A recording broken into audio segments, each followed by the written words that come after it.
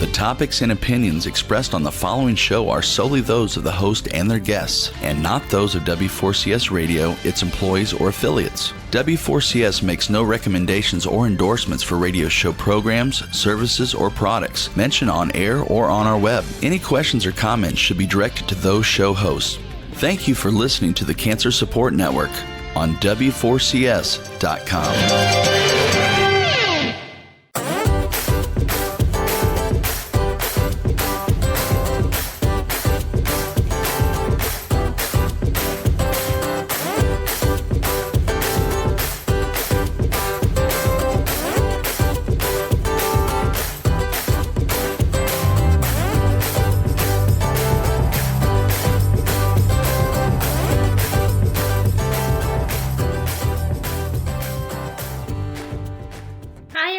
It's Artie with Light Up Your Life. Hope you all are doing great. And if not, trying to navigate.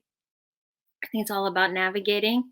I was just navigating some internet difficulties. As we know, we rely on it so much. So I'm glad to be with you all. And I know we took a little bit of a break the last couple of weeks, and we had some pre-recordings and all that kind of jazz, which is completely okay. Hopefully you enjoyed some of our last few episodes. And so I've been thinking a lot about the concept of serving in seasons. One of my Instagram posts, I think it was 2 or 3 weeks ago, I talked about I created one about serving in seasons. And I've been thinking about that a lot lately, where things sometimes will kind of dissipate on their own. And I personally and professionally, a lot of things are shifting. And I think it's when things happen for you at times, you don't realize it when there's a need. And so, yeah, I just want to remind you, sometimes you just really do have to go with the flow. Today's conversation actually is such a powerful one. I think it always seems to come at the most powerful times when we talk about grief. And I actually feel like my whole world now is becoming related to grief work too. So to have our guest today who really discusses it in a way that I think is transformational, the idea of meditation and grief. So his full name is G. Scott Graham, and he can correct me, but Scott is what he likes to be referenced as. And when you all go online to his website, I talk about Jack of all trades a lot, but he has like 20 different things or more, we'll find out, 20 or more things that he does. Two of the ones that are noted are being a career and business coach. But then you go into being like a meditation teacher. And then, the list is so extensive. So we'll talk to him about all the things in his journey.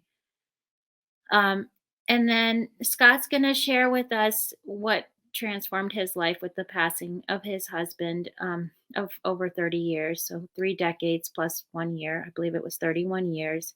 And what that journey and what the isolation of COVID and what grief looked like. But then having his practice in meditation and how that helped to draw his own journey.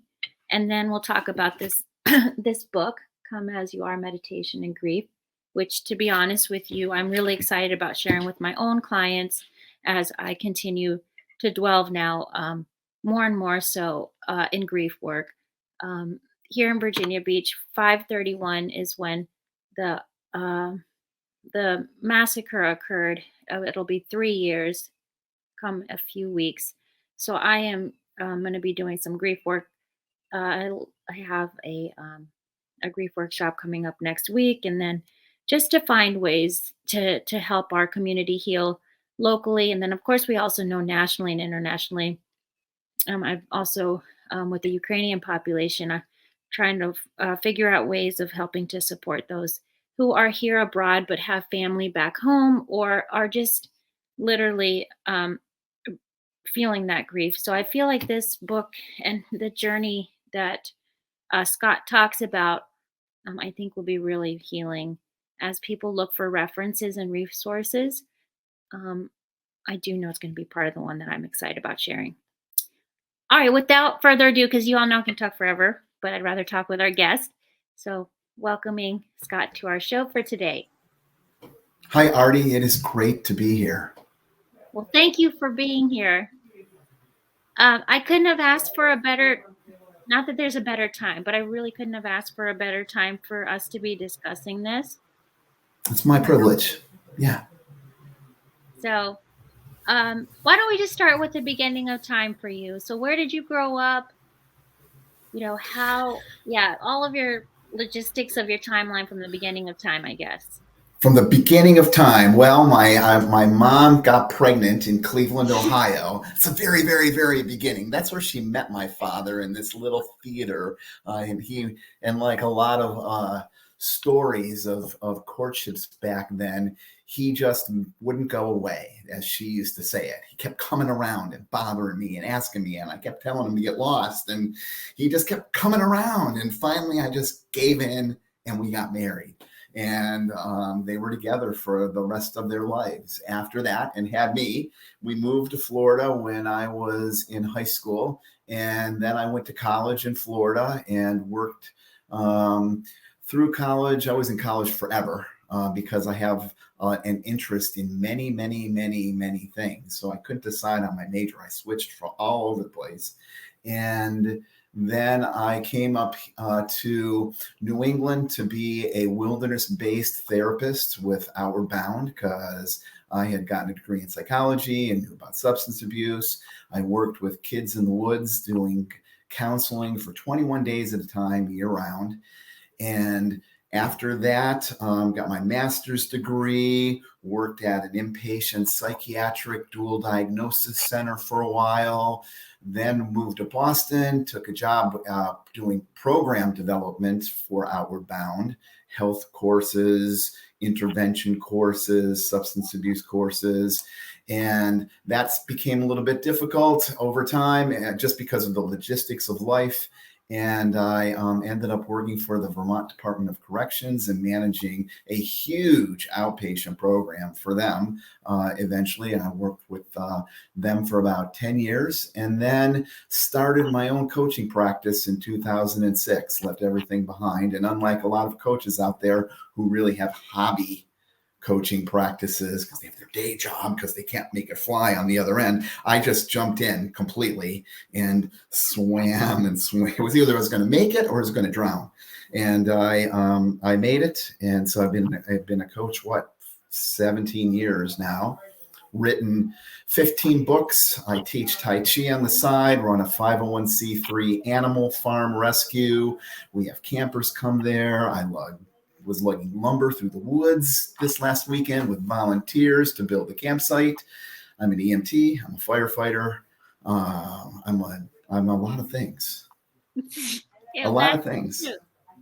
I have a friend. Her name is Cindy Hollis, and she refers to me as a placenta of information, which I thought was insulting. She actually meant to say I was a plethora of information, but it came out as placenta. I was on another podcast and shared that, and this other host said, I think that's a compliment because it means like you're warm and nurturing. And I'm like, all right, that's a stretch. Yeah. I'll Sorry, take for it. someone who had TMI, for someone who had a placenta abrupt, like that is, yeah, I would rather use the plethora of what you do. Cindy Hollis. But that's awesome, because actually your journey kind of, and I hope this helps inspire our viewers and listeners that, I remember in my career counseling class, it's been 15 plus years now, but the fact is we were going to see this trend of changing careers at least an average of 10 times, which now we're seeing that trajectory for so many people, which careers, not even jobs, right? But then you're finding someone that you really can do different things in this lifetime and manage and make it really great. Thank you. Absolutely. Absolutely. So was your love of nature always there from childhood? From when I was a little kid, I used to take walks in the woods with my father. And so that just stuck. I ended up hiking the Appalachian Trail, which is 2,000 miles long from Maine to Georgia. I did that before. When I did that, it was not like today, that where people get in their camps and they have solar chargers and they're connected with their cell phone. When I did it, there was no phones except for phone booths. So you were really on your own when you were out there doing it there. And there wasn't this high-tech light gear that you had to, carry minimal weight with you. It was all heavy stuff. That was in 1988 that I hiked the Appalachian Trail. And I've done a bunch of other long distance trails since then, including the long trail in Vermont. I'm on my second hike through of that. And I also hiked the GR20, which supposedly is the hardest hiking trail in Europe, but it's not at all. You can get all this hate mail from all these people in Europe who are like, what do you mean? But compared to like the White Mountains in the United States, the trails in Europe are like, walks in the park. I mean, they're big, but they're really there's a lot. I was more nervous with all the hype around the GR20 when I did it, and then I got there and I'm like, really, this is it. I don't know. Yeah. The anticipation. Wow. Right. No, I ask you this because nature is becoming such a critical component of what we're missing, and so for you to incorporate that throughout, your journey and the work that you're doing with your clients, and this camp sounds amazing. By the way, your nonprofit, the more that we build these programs for kids to be out there, I'm such a big fan. Yeah, absolutely. So, Scott, can you share with us? So I think it would be helpful. I realize as I've been, especially with clients talking about, many of them who were very much afraid of approaching mindfulness or meditation because they had these myths and things that were conjured, and you know what I mean, like just things. Yes. There's a lot of schlock out there around what mindfulness is and what meditation is, and everybody and their brother is peddling, some sort. It's like infomercials at night, like, buy this weight machine and you will be a stud in just 2 days, right? Yeah. Do this audio program and you will meditate like a Buddhist monk in just 15 minutes. It's schlock. It's schlock. It's totally ridiculous. But I just think the more that we empower, right, like actually debunking the myth behind, you need to be doing it for 30 minutes, regardless of whatever. Can you start by, how did you fall into, Vipassana meditation? What is Vipassana meditation? Some of our viewers don't know. And how do you identify like someone who's trying to understand this practice or establishing a mindfulness practice? Like, what's your opinion on this? Right. So the best metaphor, I'm also a personal trainer and health coach from many years. Sorry, I'm laughing. This whole conversation you're going to throw in, and I do that too. And then this. So the best metaphor that I can give for meditation is exercise. The best way to compare that with exercise. And especially, we live in a society where everybody's struggling to lose weight and eating all kinds of food, and they're getting off the couch. And people are like, there's no way I can go to the gym. There's no way I can run a half marathon. There's no way I can do this. There's no way. And it's the same thing that people approach meditation with. They think there's no way I can do that. Right? But what do you say to a person who's trying to get going around fitness? You say, I had one person who was struggling. I coached her for a while. And literally what we started off with was put your running shoes next to the bed. And then every morning get up and put those running shoes on. Don't go running. Just get in the habit of putting those running shoes on. And then literally the next step after that was put the running shoes on, start your coffee brewing, and then walk to your mailbox and walk back. And this wasn't a person who was obese and couldn't run. She just was like, I don't have time for running. I can't. I've tried to do it so many times. I can't do it. I can't do it. I can't do it. And the same thing is true with meditation, right? If you get bogged down by this, oh, I have to do 30 minutes. Oh, I can't do it. Oh, I have to do, this way. I have to be sitting in this position. I can't do it. It's the same thing. One of the thing that I got involved with meditation with was through SN Goenka's Vipassana meditation courses, which are 10 days long in a crack. And at the end of those 10-day courses, he says, in order for you to be successful, he waits until the very last day to tell you this. In order for you to be successful, you need to make a strong commitment to meditate every day, an hour in the morning and an hour in the evening for at least your first year. And you can see the collective weight of people as he's talking, going, oh, like, who can freaking do that? And so actually one of the books that I wrote a few years ago is called Now What to Do After Your Vipassana Course is Over. Really targeting those people who are like, there's no way I can do an hour in the morning, an hour, right? It's the same thing with the person who was trying to exercise, just walk to the mailbox. And so there's different types of meditation techniques. I talk about them in the book. There's 3 that I talk about in the book that are kind of core to my practice: Anapana, Vipassana, and Metavana. And Anapana is basically focusing on your breath. Vipassana is focusing on an awareness of your environment, and you build to Vipassana from Anapana. And Metavana is loving kindness, kind of spread loving kindness to the world. And the easiest way for a listener who's out there that says, oh, what can I do? The easiest way for you to take action is to start doing Anapana. And here's the instructions. It's easy instructions. It's hard to do. Easy instructions. All you're doing is focusing on your breath. Without, this is the hard part, without verbalization, without saying in, out, 1, 2, 1, 2, without saying good, no bad, not hot, cold, any. And what's going to happen is that when you start doing that breathing, trying to focus here, see, it's a trick. This is the idea to focus here, but the real focus of meditation is bringing our crazy, wacky minds back. Right? Like all of you out there have a crazy, wacky mind, just like I do, just like Artie does. That is it's the part of your mind that when you're quiet says all these really awful, crappy things to you.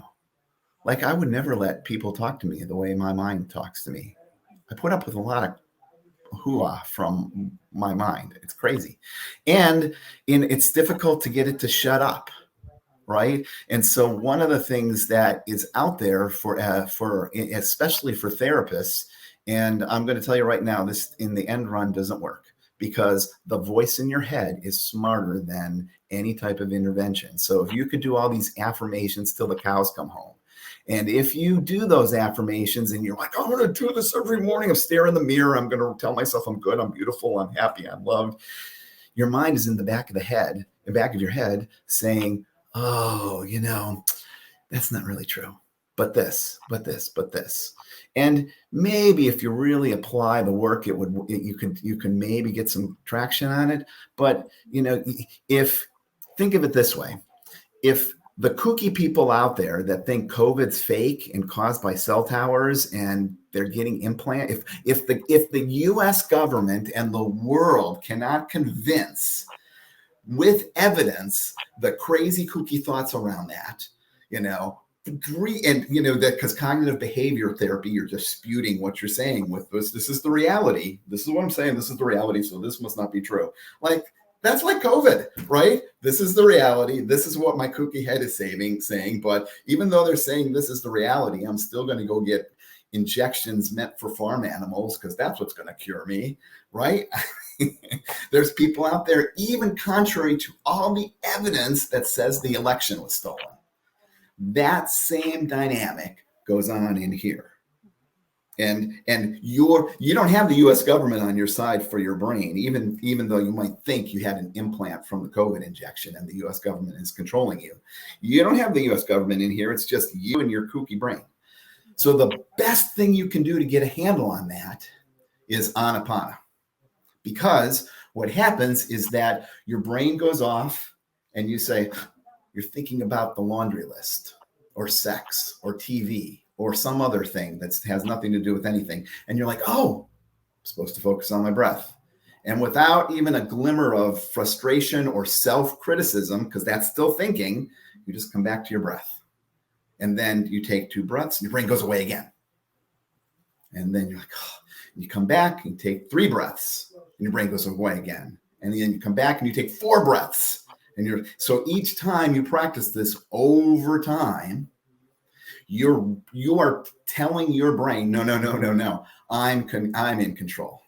And you're doing it on a turf that your brain can't fight back on, because your brain is on the messaging words turf. And you're not using words on this piece. You're just using focus and determination. That's it. You can do this for 5 minutes. In fact, what you could do is if you did this for 5 minutes every day while you were taking a shower, right? You're in there anyway. Focus on your breath while you're in there anyway. You will have an incredible benefit from that little 5 minutes. It's like the person walking out to their mailbox. If you start walking out to the mailbox for 5 minutes every day, you're going to get longer and longer. You're going to feel confident. You're going to walk further and further. So 5 minutes is going to turn into 6 minutes. You're going to remember what you did in the shower. You're going to do it while you're sitting in the subway. You're going to do it while you're in the grocery line. You're going to do it while you're stopped at a traffic light till someone toots the horn and says, get moving, right? There's the potential for this to grow. So you don't have to, meditation isn't like signing up to run a marathon. Walk to the mailbox. I know I'm going on and on and on. It's my worst habit. I love this. Because some people actually to remind us, and you're reminding to keep it basic, because beginner's mind is what John Kabat-Zinn, one of the mindfulness-based stress reduction in his program, just talking about beginner's mind, right? And the Buddhist principle, beginner's mind, like, so you're just reminding that humbleness of it's not about 30. Like I tell people, don't get fixated on the amount of time, right? This time of social construct that we keep just marinating on and killing ourselves with. We say we don't have enough time, which is true. But still, we always say we don't have enough time. But how do you make time? You just gave an example. You're taking a shower. You can do it. There's no principles around this, which I love, because it's a design it yourself program. Like you can add a point if you decide you love it so much, then go for the meditation. You may just start a mindfulness practice. It's okay. But you have to start somewhere. And I love I love you talking about the shoes. I tell my clients all the time, put the shoes, if you want to work out, they just need to be next to your bed. Like your brain will see that visual. It will feel it. It will naturally get into the habit. Right. It's like people who get sober from drugs and alcohol and are like, I can't stay. Well, just stay sober for 15 minutes, for 30 minutes, for one day. And one day becomes 2 days, becomes 3 days, becomes 4 days, becomes 4 years, becomes 40 years. But you don't start off by saying, I'm going to stay sober for the rest of my life and do this. Absolutely. And that's setting ourselves up for failure. And I just recently, I'm glad you talked about, again, that time concept, right? The idea behind you talked Wait. Look. Here we go. You can get this book for free. This is a big book. This is 200 pages. Make time your superpower. You can get it free on Amazon. Not the paper copy, but you can get the paper copy has pictures and fun stuff in it. But you can get this book free on the ebook free on Amazon, Google Play, all those places. Apple Books. Wait, can you put that cover back on? What? I put the time on. Here we go. Ready? When did you write this one? Can you bring the little cover on? When is this one? Written? Because this is 2020. This is during the pandemic. You finished this, correct? Yeah. Yeah. Well, I got free time when I'm doing this, so I wrote like this one. This one's an exercise book.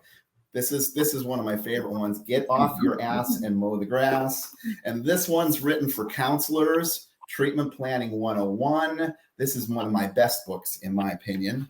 I've written a whole. This is a book on marijuana.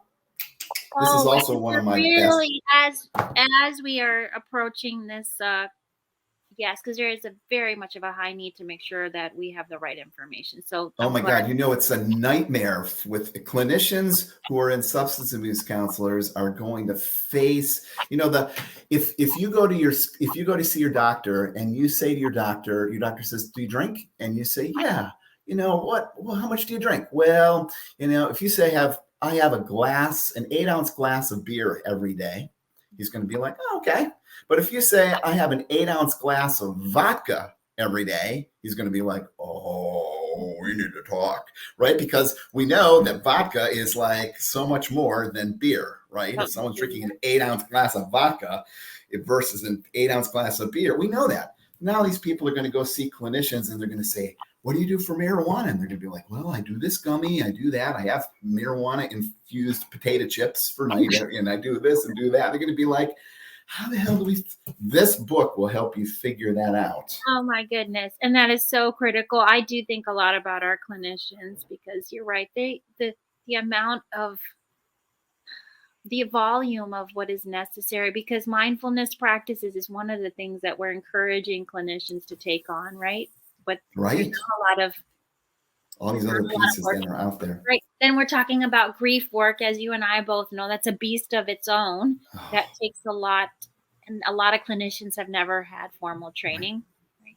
So, can I share with you my latest insights around grief? They're not even in the book. Yeah, please. One of those I did a blog post on just very recently. It's called 840 Days. It's on my Medium account. And it blew me away. So Brian died roughly 28 months ago. And during that 28-month period, I also ended up with two complete knee replacements. Like, went in the hospital, sliced it up, and boom, I have two brand new knees. Not at the same time. And it blew me away. And this was the impetus of this, that nobody ever asked about my grief, right? I was with Brian for 31 years. And granted, I've had my knees for 59 years, so it's a longer period of time. But everybody asks about my knees all the time. All the time.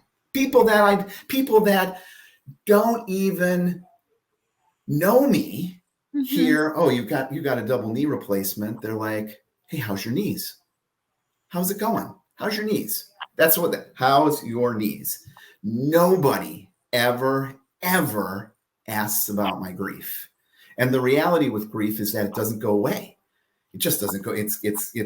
I was in a recording yesterday, and this one host who actually would be a great person for this show, his name is Michael Malone, and he has a podcast, a video called Wait and See. Blew me away. And it's about grief and loss and mental health and making changes.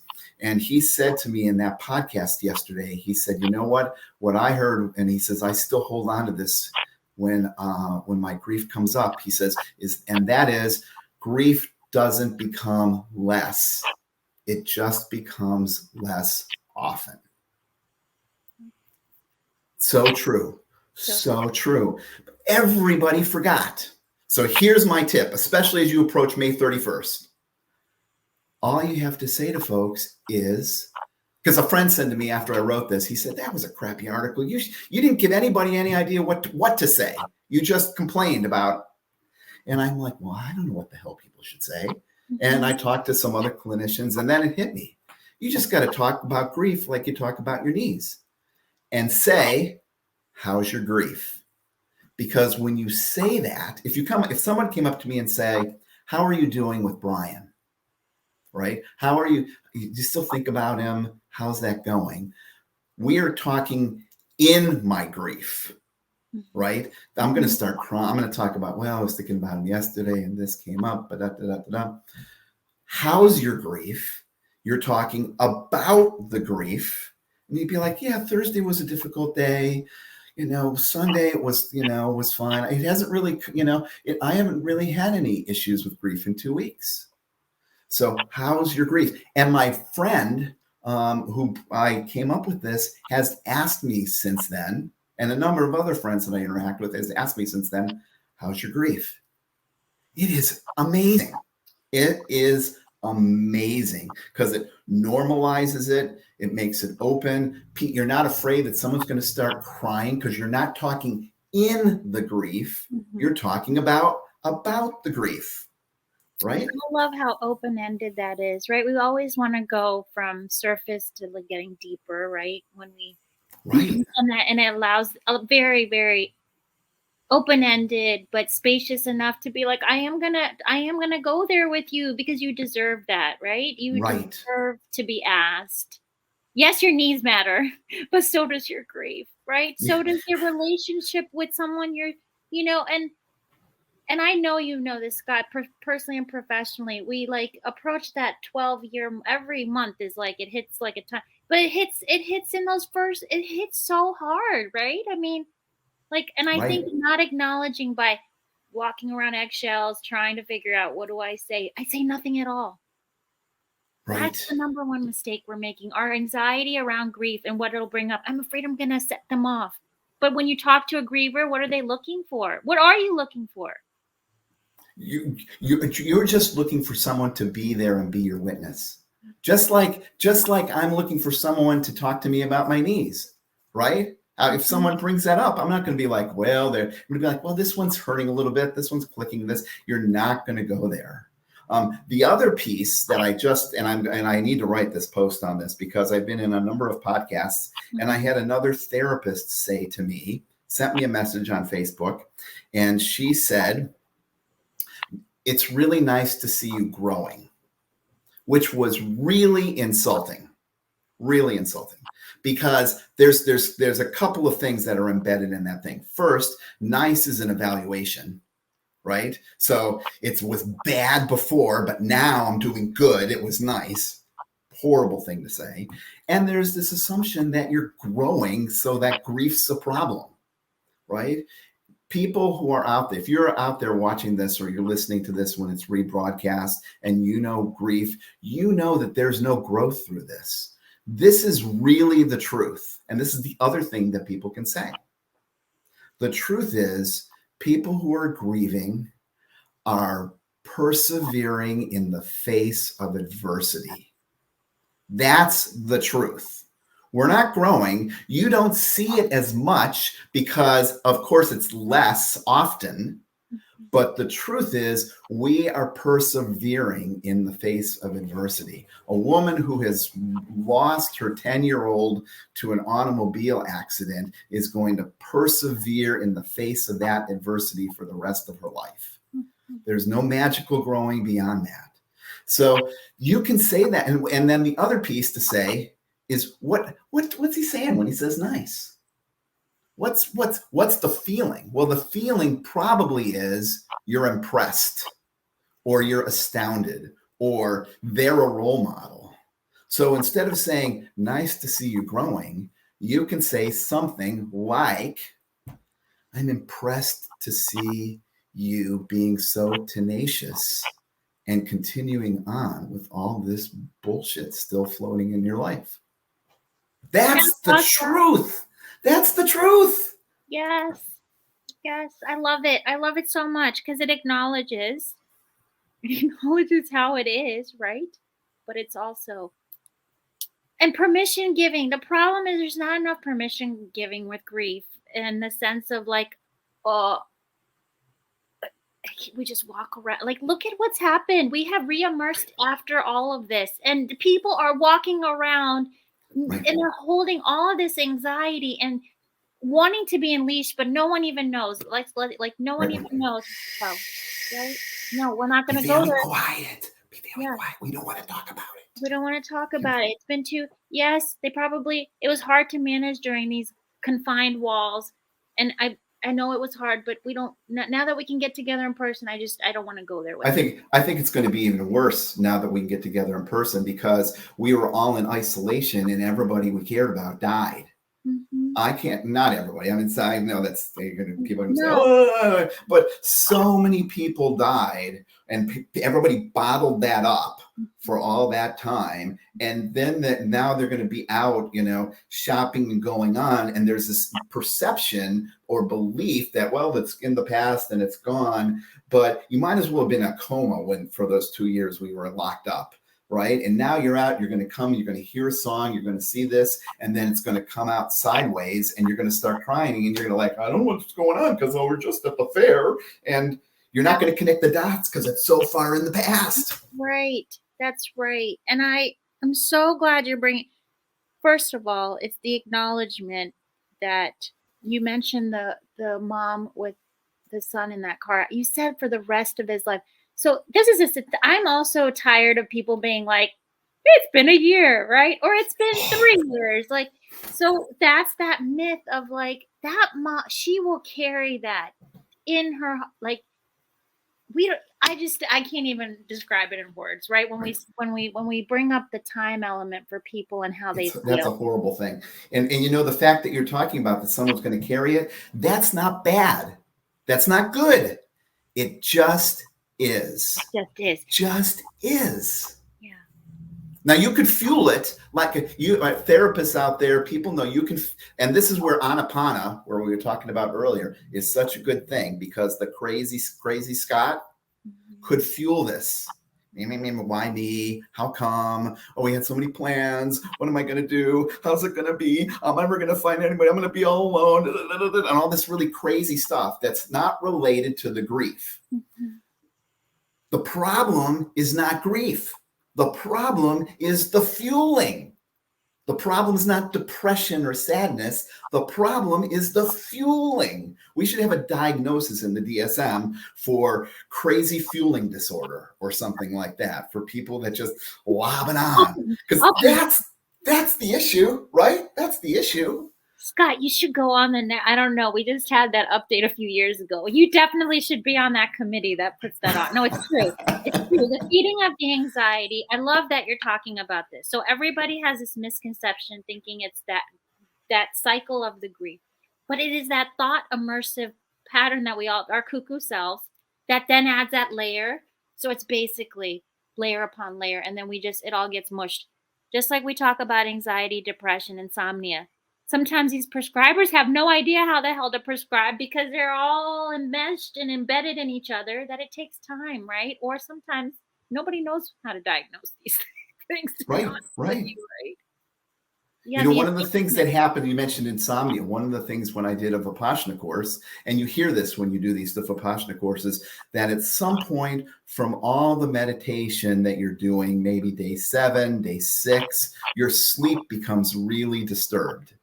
Like you wake up and you just can't sleep because it just becomes this kind of jelly thing. And they say, they give you specific instruction. They say, when you have trouble sleeping, it just is.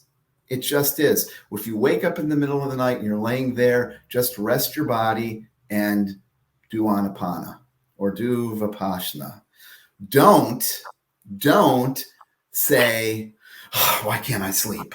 Oh my God, it's been 15 minutes. Now it's 20 minutes. Because then you're letting your crazy mind make that much worse, right? It's the same thing while you're sitting, and you get a glimmer of this when you're practicing Vipassana. Great 10-day course. In that whole course, you're sitting. I'm going to do a spoiler alert here for folks. When you take that course, at some point during that Goenka course, like day 5, they do these meditation sets called a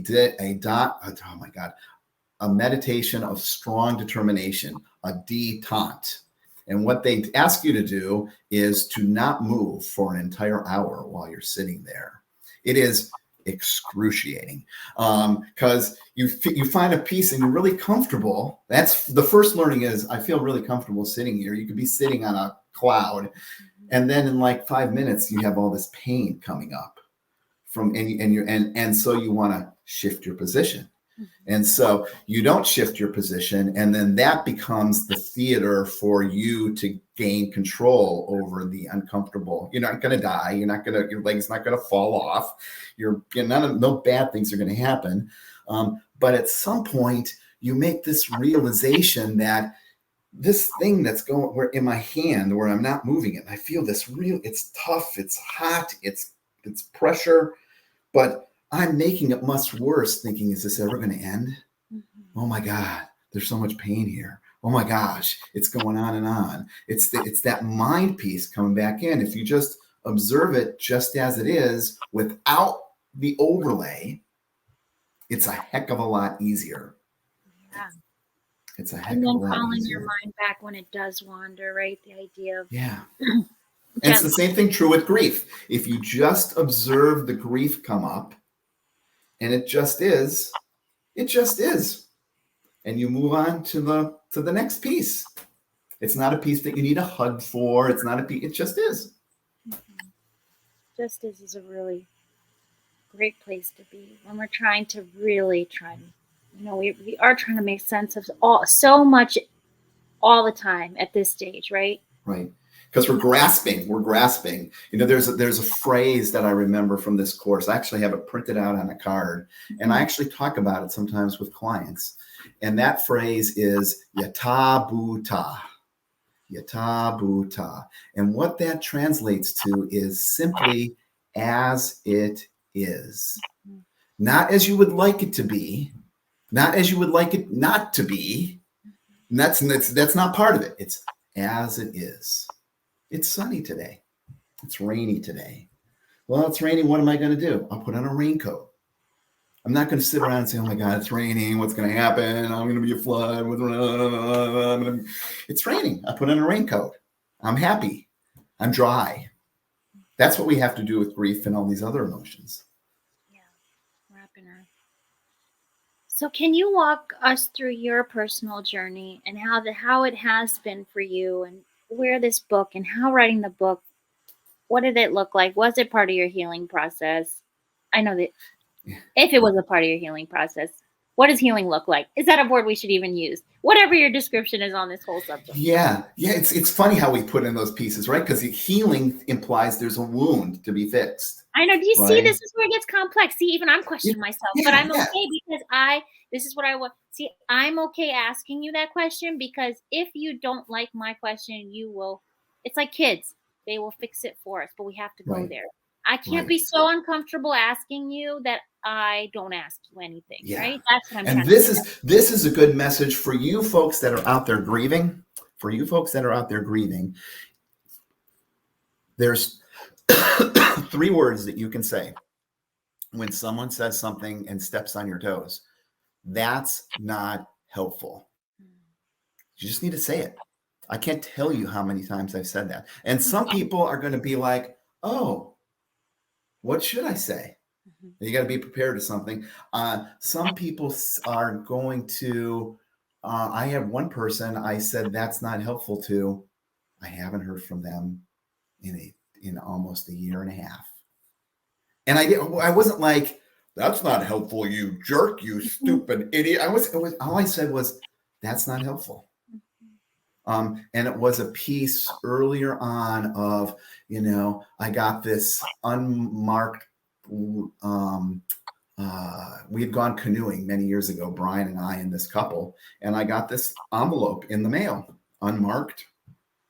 And I opened it up, and it was a stack of pictures that she found of Brian and I and all these other things. And she just sent them on. And I know her intention was to, I'm going to send these off to Scott. I just said, that's not helpful. Right. One of the things I've done over time is I have a stack of pictures that I have a staircase, and it's an open staircase. So you can see everything all the way up to the 2nd story from where you start on a wall. And that whole wall is full of pictures. And slowly over time, I've because we were busy the last 4 years of Brian's life. And so the pictures stopped. They were coming down from the top, and there was a big open spot on the bottom. And so I've been going through pictures, finding pictures of him to put there. it's one of the best parts of my day. Every morning to get up and see him, and these great memories that one of the things I did in my own healing, I talk about it in the book, is I changed my last name. So my legal last name is now, his last name was Brian. His name was Brian Stevens. And I changed my last name to Graham-Stevens. And that is since 9/11. I mean, everyone's like, oh, we need to make sure you're not a terrorist, right? And that is not an easy thing to do unless you're married or adopted or something. If you want to change your last name these days, legally change your last name on your driver's license, you have to go to court and you have to talk to a judge and you have to tell the judge why you're changing. The judge has to issue a court order and then they send it out. And I actually got a brand new birth certificate with my new last name in it. Because you think about this technically, that birth certificate is what's used for your Social Security, your driver's license to prove that you are you. Mm-hmm. And so if they just randomly let people change, they didn't change all the corresponding documents along with it outside of marriage or adoption or that legal piece, then that could be a security risk, right? Someone finds that hole and goes through it and then they get on a plane and blow it up or whatever. And so it's really strict. So I have a new birth certificate. My driver's license says Gregory Scott Graham Stevens. My Social Security says Gregory Scott Graham dash. Everything has been changed. And so I had to go to the judge and give her tell her they want to know why. And so I told them about our life together and what it was about and how Brian died, which I talk about in the book. And I talk about this in the book too. And by the time I finished that, everybody was crying. The judge was crying. The clerk of the court was crying. The people that didn't know me that were waiting next in line to see the judge, but sitting in the back, they were crying. And she said, one of the best things, who would have thought you would hear something like this and hear from a counselor, heard it from a judge? She said, what a privilege that you are changing your name, because every time from today forward, when you write your signature on something, he'll be a part of that and a part of you. It really, wow.